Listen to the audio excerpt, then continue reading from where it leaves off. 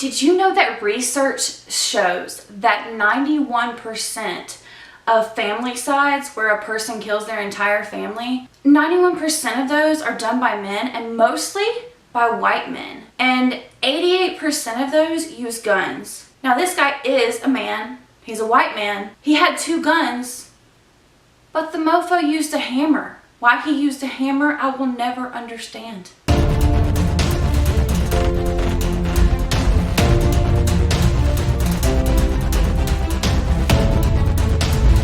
What's up guys? Welcome back to my channel. Thanks for stopping by. If you're new here, I would like for you to subscribe. Make sure you do so down below. Turn on those notifications so you get my videos sent to you every single week.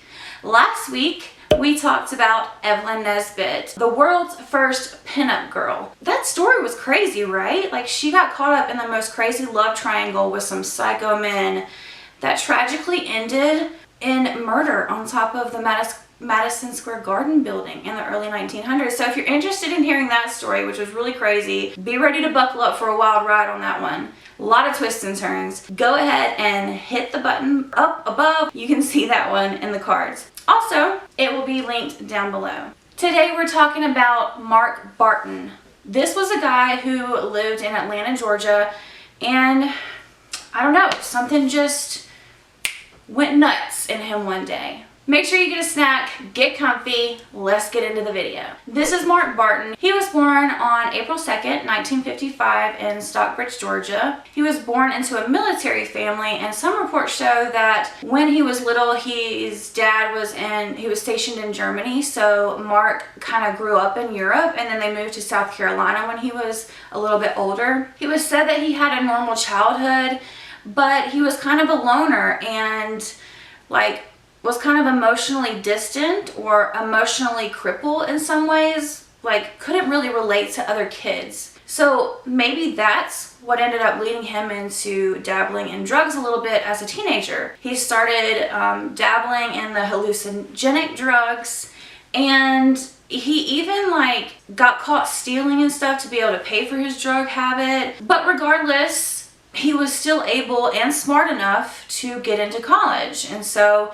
he began college at Clemson University and ended up graduating from the University of South Carolina with a degree in chemistry, but not before he was arrested for burglary to pay for his drug habit again. I mean, he really seemed to have struggled with his drug habit, and as a teenager, this emotionally distant thing was kind of like part of his issues mentally. Like, he really seemed to have some kind of mental disease going on because he had issues of paranoia, and maybe people were talking to him that weren't in the room, you know what I'm saying? So here we go again with another mental case where the guy has a mental issue and they just don't get the help that they need, probably because it was, you know, the 1960s, 1970s, and 1980s and 90s and all that, and you know, all this psychological stuff really wasn't understood that well back then. I mean, even when he was a young teenager, he was, I don't know if he was trying to make his own drugs or what,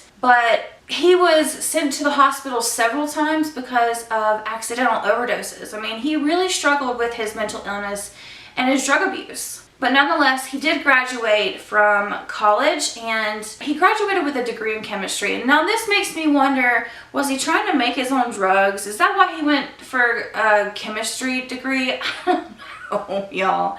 You'll have to let me know in the comments below when we get to the end of the story. So after graduating college in 1979, he moves to the big ATL, y'all, Georgia. And this is where he meets his future wife, Deborah Spivey. Deborah was a normal girl, and they soon got married, but they ended up moving to Arkansas for a brief period because he ended up getting a job as the president of a company called TLC Manufacturing, which was a manufacturing company. I don't know what they manufactured. I'm guessing drugs. I don't know. Anyway, he apparently opened this company with a friend, and he ends up getting fired.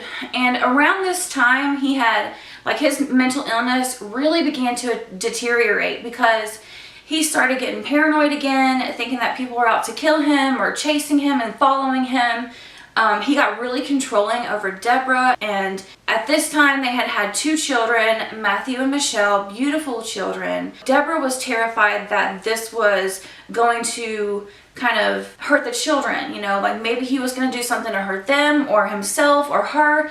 She was terrified, but had no way out at the time. And so this started leaking into his work life. He was paranoid at work. He started, you know, treating his coworkers terribly, you know, throwing his weight around in the company. Just was not a good coworker, not somebody you wanted to work with. And finally he got fired. But I don't think that his paranoia and his mental illness was the only reason that he got fired, because later on, we find out that he basically was still having this drug issue, because the day after he was fired from TLC and left the company, someone broke into TLC. They stole some secret recipes to some formulas. They hacked into the computers, erased a bunch of files, took files.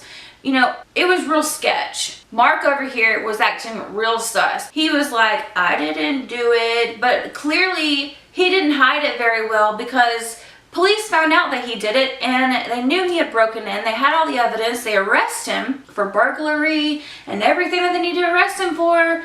But TLC drops the charges. Now, why would they drop the charges? Well, let me tell you. According to police theories, see, Mark had been manufacturing certain chemicals illegally and selling them illegally to, you know, put some money in his bank account, add to his wallet size. TLC knew about this but never did anything, but they didn't want this getting out to the public because this was a new company. They had new stockholders, and if this had gotten out to the public that their president, that one of the persons that started the business, had actually been illegally manufacturing things and selling them illegally, there's no way their company would have survived this. So police really believe that they just wanted to save face and they didn't want the investigation to go too far into their company, so they dropped the charges on Mark, and Mark got away with it. Now, that's not the last we see of Mark in the police station though. Anyway, in 1991, the family moves back to the big ATL. They move back to Georgia, and this is where he gets a job at another manufacturing company, but he also gets a job at another, he gets like a second job as a chemical sales rep for another company. And so the family's doing fine, they're thriving, whatever. I guess his mental illness had gotten a little bit better, and it was at this time that, unfortunately, Unfortunately, Mark would meet a beautiful young lady named Leigh, and she was a 20-year-old receptionist at the sales company. And since he was one of the salesmen there, he was in there a lot. They were flirting a lot. They got to know each other, and they started an affair, and he fell in love with Leigh. So by 1993, the affair was in full force, man. He had bought a new wardrobe. Mark was going out to the tanning salon. He was going to the gym, baby. You know, that gym tan laundry thing. GTL every single day, GTL. He was doing all that, and Deborah, his wife, started getting suspicious, and she's like, what are you doing? Either you're in a midlife crisis, dude, or you're cheating on me. There's another woman. He swore to Deborah he wasn't seeing anybody else, even though we know that he was. And that very same week that the affair kind of became a legitimate affair in 1993, he ends up taking out a $600,000 life insurance policy on his wife, Deborah. No, that's not sus at all, dude. But don't they always? And I think you know what's going to happen next. Insurance policy plus affair equals murder. Every time, dude. Every time.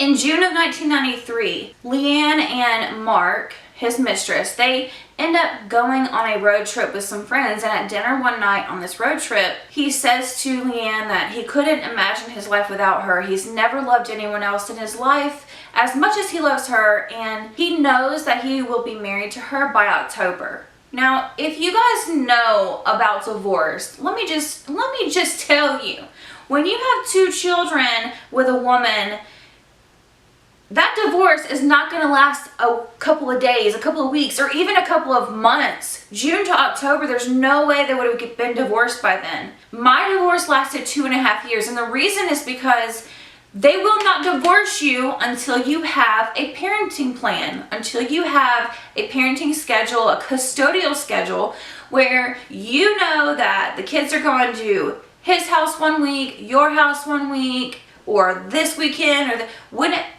you have to get all that worked out before they will divorce you. So it takes a lot longer than like 3 or 4 months to get divorced. So honestly, like, I kind of wonder if he was planning to murder his wife or what he was doing, but regardless, Labor Day weekend, Deborah, Mark's wife, decides to go hang out for the weekend at the lake with her mother. They had one of those trailers that you can drive around, you know, that you would go camping in, and they were going to spend the weekend in one of those. Now, she did invite Mark and the children to go with her, but their son Matthew had a Boy Scouts meeting, like event thing, that weekend. So Mark decided, or elected, to stay behind with the kids. Go on, have a good time, honey. I'll stay at home with the kids. And he goes to this Boy Scout event. Now, it was said that Mark was like a really great dad. He was like one of the Boy Scout leaders, so he would go on the camping trips and lead these scouts out to do things like camping and getting badges and stuff like that. Like, he was really into his kids and their sports life and what they were doing. And so this made sense to Deborah. Okay, that makes sense, right? That's not out of character. So she goes down to the lake to hang out with her mother. By Monday, no one had heard or seen from Deborah or her mother since that Friday night when she had left to go to the lake. So by Monday, Deborah's father cannot get a hold of her or her mom, so he calls police to go down to the campsite, find their trailer, and do a welfare check. So police go on down to the lake. They do their welfare check. After knocking on the trailer door for several minutes, looking around, can't find either Deborah or her mom, they let themselves inside the trailer. And unfortunately, they come upon a gruesome scene, you guys. Deborah, at age 37, and her mother, Eloise, at age 59, had been bludgeoned to death. The police think that they had been beaten and bludgeoned with an axe, but no one ever found the murder weapon, so they're still not sure. But it was gruesome, you guys. There was blood everywhere, all over the trailer. The trailer was like...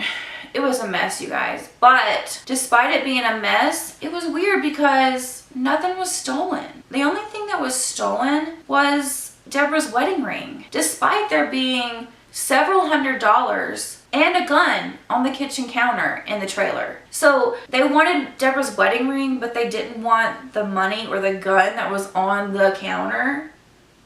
That's sus as well. Now, no other trailers were hit, and they couldn't find signs of a break-in. So it was almost like the women had let in the killer or killers. So obviously, their number one suspect is Mark.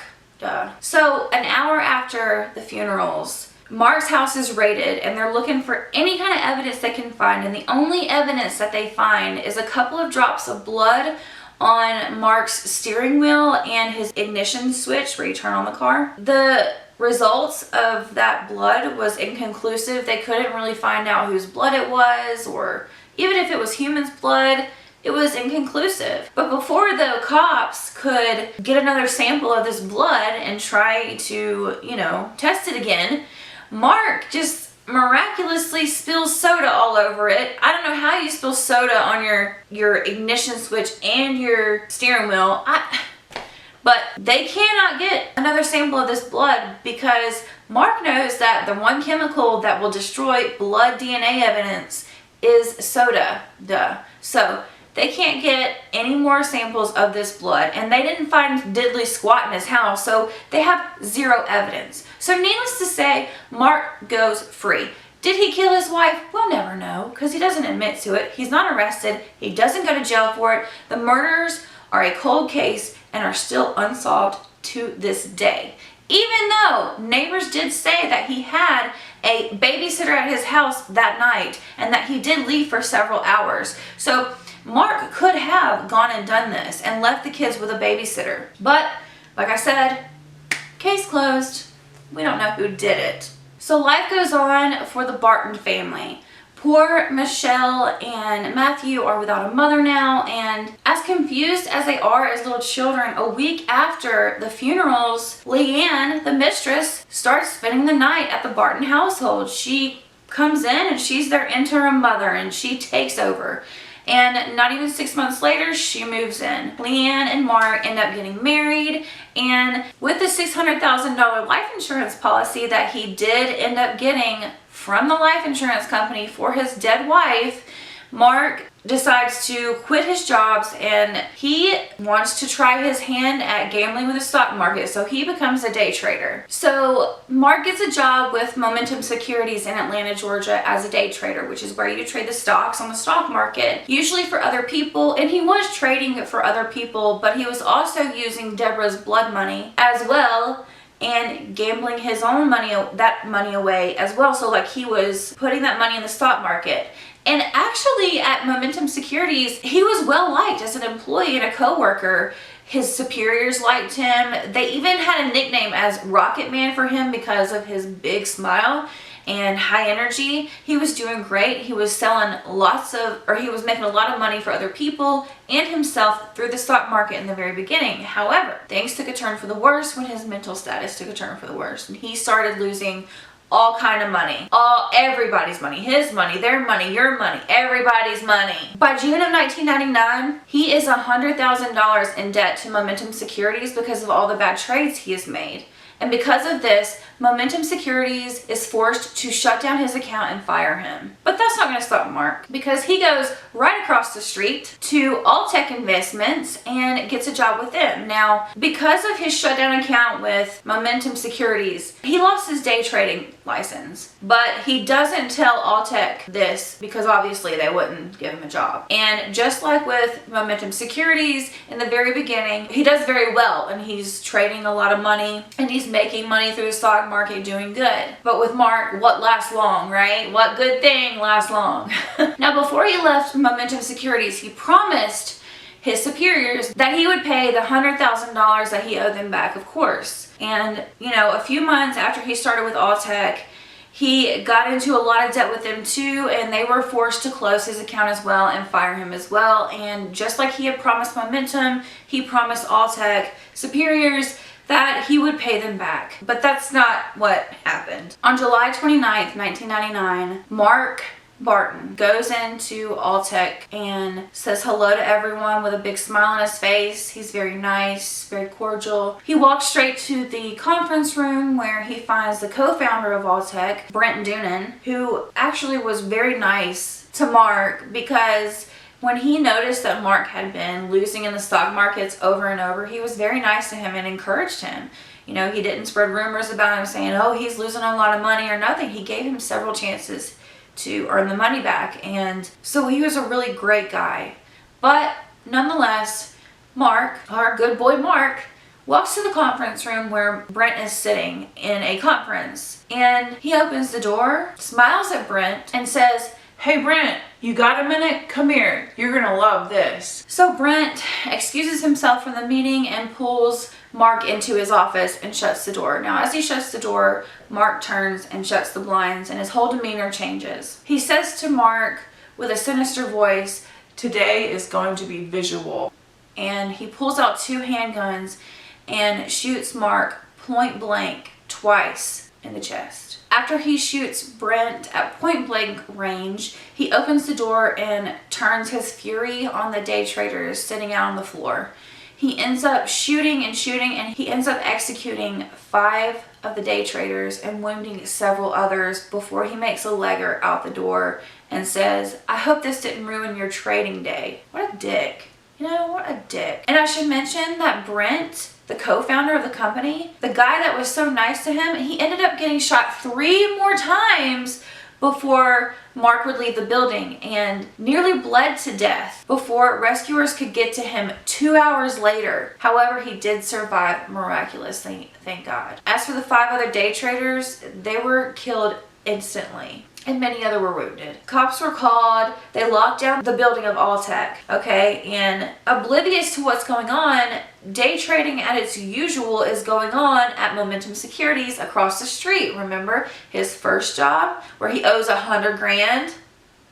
Oh yeah, he didn't forget about that $100 grand he owed them. Shortly before 3 p.m., oblivious to what's going on across the street, you know, they're still day trading or whatever at Momentum Securities when Mark Barton walks in the door, says hello to everyone, looks at Kevin Dial, the office manager, without saying a single cold word, shoots him in the chest once, killing him, and then turns his gun on the day traders on the floor, killing 3 other people. Mass hysteria ensues at the company, and people are just booking it, trying to get the fuck out of there so they don't get shot. And Mark runs at the same time, and nobody knows where he goes. However, one person does see him run and get into a green minivan. So police are called, ambulances come, but the whole place is on lockdown, and they really can't get to anybody because they haven't spoken to this witness that has seen him get into his minivan yet. And they think that he's still in the area. And so for 4 hours, they have no clue where Mark is. If he has left, fled the scene on foot, on a car, whatever. Finally, they get in touch with this witness. The witness tells them. So they go to the news outlets and they say, guys, help us. Let people know this crazy maniac is on the loose. So they do. 4 hours later, they find Mark Barton. The police corner Mark at a gas station thanks to another tip that had come in from a witness who had seen Mark, heard about him on the news, heard his description, seen his van, seen him, and the cops find him at this gas station. Now they corner him, like I say, and when Mark realizes it's the end for him, he puts a bullet in his own brain and takes the easy way out.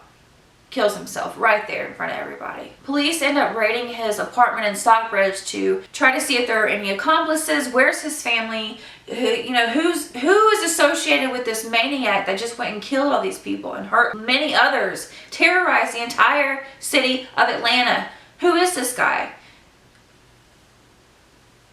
Guys, they raid his apartment, and unfortunately they find his entire family bludgeoned to death. His wife Leanne is in the closet, dead underneath a sheet, and his 2 babies, Michelle and Matthew, are in their beds, having been bludgeoned to death with a hammer. 2 days before the murders in the day trading office complex in Atlanta, Mark had killed his wife and left her in the closet underneath a sheet. And then the next day, he had killed his children with a hammer and even put their heads underwater in a bathtub to make sure that they were dead. And then the next day went on to kill all those other people. And he ended up leaving several suicide notes, one on top of each body. Those were handwritten, and then one that had been typed up in the living room. And he had also left a teddy bear on his daughter Michelle's chest and a video game on his son Matthew's chest. This is what the main suicide note would say. It was dated July 29th, 1999 at 6:38 a.m. To whom it may concern, Leanne is in the master bedroom, his wife, is in the master bedroom closet under a blanket. I killed her on Tuesday night. I killed Matthew and Michelle Wednesday night. There may be similarities between these deaths and the death of my first wife, Deborah Spivey. However, I deny killing her and her mother. There's no reason for me to lie now. It just seemed like a quiet way to kill and a relatively painless way to die. There was little pain. All of them were dead in less than 5 minutes. I hit them with a hammer in their sleep and put them face down in a bathtub to make sure they did not wake up in pain, to make sure they were dead. I am so sorry. I wish I didn't. Words cannot tell the agony. Why did I? Yeah, why did you? Because you had 2 guns, motherfucker. You could have shot them in the head, point blank, when they were sleeping. They would have never known what was happening, woken up in heaven. Like, what the fuck? Why did you... You used a hammer? Really? Let's get back to the suicide note. I have been dying since October. I wake up at night so afraid, so terrified that I couldn't be that afraid while awake. It has taken its toll. I have come to hate this life and this system of things. I have come to have no hope. I killed the children to exchange them for 5 minutes of pain for a lifetime of pain. I forced myself to do it, to keep them from suffering so much later. No mother, no father, no relatives. The fears of their father are transferred to the son. It was from my father to me and from me to my son. He already had it, and now to be left alone, I had to take him with me. I killed Leanne because she was one of the main reasons for my demise, and as I planned to kill the others, I really wish I hadn't killed her now. She really couldn't help it, and I love her so much anyway. I know that Jehovah will take care of all of them in the next life. I'm sure the details don't matter. There's no excuse, no good reason. I'm sure no one would understand. If they could, I wouldn't want them to. I just write these things to say why. Please know that I love Leanne, Matthew, and Michelle with all of my heart. If Jehovah is willing, I would like to see all of them again in the resurrection, to have a second chance. I don't plan to live very much longer, just long enough to kill as many of the people that greedily sought my destruction. You should kill me if you can. Mark O. Barton. I'm like, what did these people, these day traders who had nothing to do with the money that you lost, dude, in the stock market, what did they have to do with anything? I mean, I don't know. I guess like if you're going on that logicality of it all, you're going to kill the people that you owe the money to, like the owners of the company maybe, even the managers, but what, the regular people who are regularly working their job who loved him? Why? Why them? I don't get it. And how psycho do you have to be to not only kill one of your children and live through that mentally, because I wouldn't be able to live through that. I wouldn't be able to carry it out, but to know that I had done that and then do it a second time to a second child. You gotta be fucking psycho. So I read a couple articles about family sides and the white men who kill with guns and this whole situation, right? And researchers say that usually it's not due to there's no real red flags that lead up to it necessarily. Usually something has to have happened, like money-wise, like financially, like this guy, he lost all this money and things were going downhill for him. Like where else was he gonna get a job now, you know? And he owed all this money to everybody. He had blown through the blood money from Deborah's life insurance policy, the whole $600 grand. He had nothing left except for his children and his wife, which is enough for most people. I just don't understand. But there were so many red flags with this guy. I mean, he had literally had all these drug issues, mental problems, and killed his first wife, even though he wasn't convicted. So allegedly he killed his first wife. Well, I don't know. And then he owed all this money. Like, this should have been red flags to police, I guess, but like who was keeping up with him to see if he would do anything? Like, I don't know. Like there should be some kind of system for someone to monitor suspects of like these cases where the police know that somebody did it, but they don't have the evidence to convict them. Somehow they should be monitoring these people. I don't know. I don't have the answers to everything. Do you guys have an answer to this? Could this have been prevented? What do y'all think? But let me tell you, if you are in an abusive relationship, you don't have to stay. It's worth trying to get away. I promise you that on the other side of this, there is peace, there is growth, and there is a happy tomorrow. You can do it, and I will leave a 1-800 number in the description below that you can call if you need to get out of an abusive situation. It's not worth staying in it for you or your children. What do you guys think? Let me know in the comments below. Make sure you hit me up on the socials and do hit that subscribe button so that you can get my true crime videos sent to your inbox every single week. And I apologize for taking some time off. I'll be back every week, you guys. I'll try my best. I promise. Thanks for sticking around. If you want to see more of my mystery videos, hit up that mystery playlist. And I will see you guys next week. Bye. I'm sweating my balls off. Why is it 72 degrees in January?